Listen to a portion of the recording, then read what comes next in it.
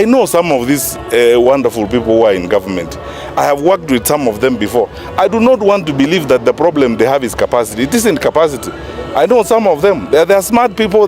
I think they understand the country. Sometimes we get very surprised when we see the things they talk. Because we know them. We know what they can do. They are capable. So we are encouraging them. We don't want to criticize them. We want to encourage them to stand up, rise up, crank together and get some work done.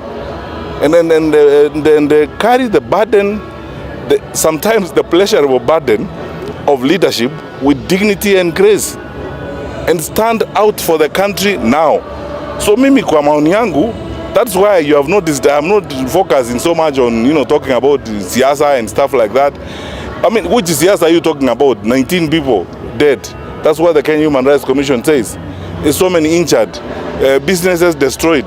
If you look at the looting that was done around, I wonder, finally, let me say this, and I'm saying this with absolute sincerity. I have been moving around, talking to people. I go to, meet people. Look here, I am in charge here today, sitting with these leaders. The level of bitterness and anger down below in the country is unprecedented. I have not seen that before. Now, to imagine that there's nothing wrong and carry on as if it's business as usual, honestly, you have to be a very strange person. We are asking our brothers and sisters, and then, as I said, this is a patriotic moment. This is a time for the country. And what is being called upon now, it's also a leadership moment. Let's stand up and do the right thing for our country. And it cannot be based on excuses, some of them lovable. That, I don't know who, I saw them on the TV, they're dropping money. So when you saw them dropping money, why didn't you arrest them? Because when leaders tell us these things, and I've said this several times before, I mean, as a minister, if I was a cabinet minister myself, as a minister, I would never make allegations. Sasa niwaambie nyinyi wananchi mfanye nini? Hamuna pingu, hamuna polisi, hamwezi kukamata mtu. Sasa nikuje kulia huko kwa wananchi mfanye nini nyinyi wananchi? Yule ako na madaraka wa kufanya hiyo kazi, hawezi kuja aseme ni wale ama ni huyu. If you have evidence huyo mtu ako na maneno, onyesha watu hiyo evidence ndio hii, huyu amefanya makosa haya na hatutaki mtu akufanya makosa kama haya. Sasa sio wakati wa kulaumiana tafadhali. Sasa tuende kwa kazi. And these leaders wajue kwamba all of us the citizens they lead. Sisi tunataka kuwa support wakitafuta solutions kwa nchi yetu. Wacha sasa tuache hii maneno ya kuongea eti nini siasa nini. Elections are 26 or 25 months away. We can now spend all our time on that and the country is burning. So that is my view, and that's what I think needs to happen. Let us put all our energy now on the solutions to our country. We need a stable country, we need a progressive country, we need a country that works together, and we need a country where we can live together. Let's stop this business of now starting to drag excuses. Is one community, you came from where? Which community? I mean, we are all a community of suffering people. It's one community. We are not fine. This cycle of violence and disagreement and protest really has to come to an end. What our people and our young people particularly are seeking is that they are listened to.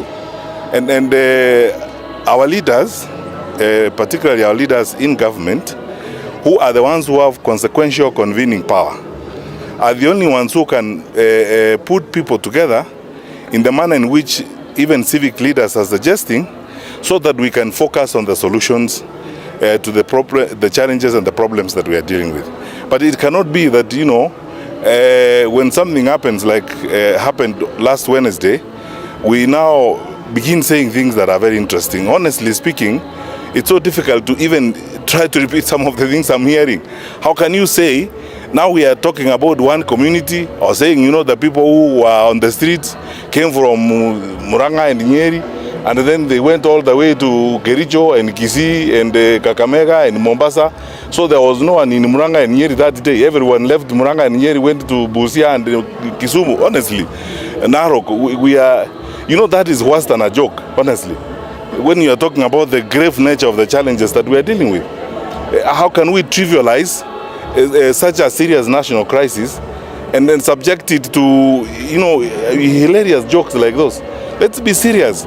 And personally, I associate myself with the remarks and the position that has been taken by the religious leaders in this country, private sector groups that are saying the same thing as we are saying, namely that our country is headed the wrong direction.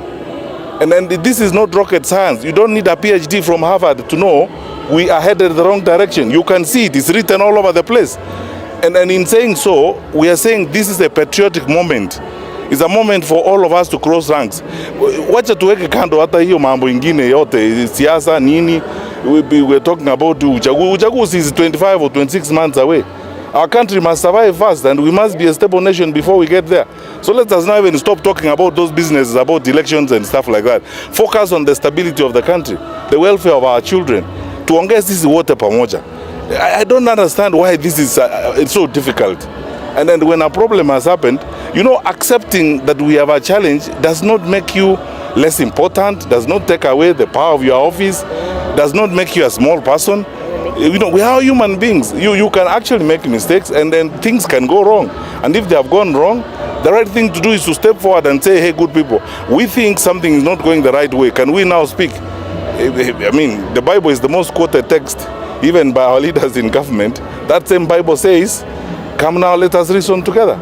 It's time for reasoning together for the purpose of ensuring that our country is going the right direction.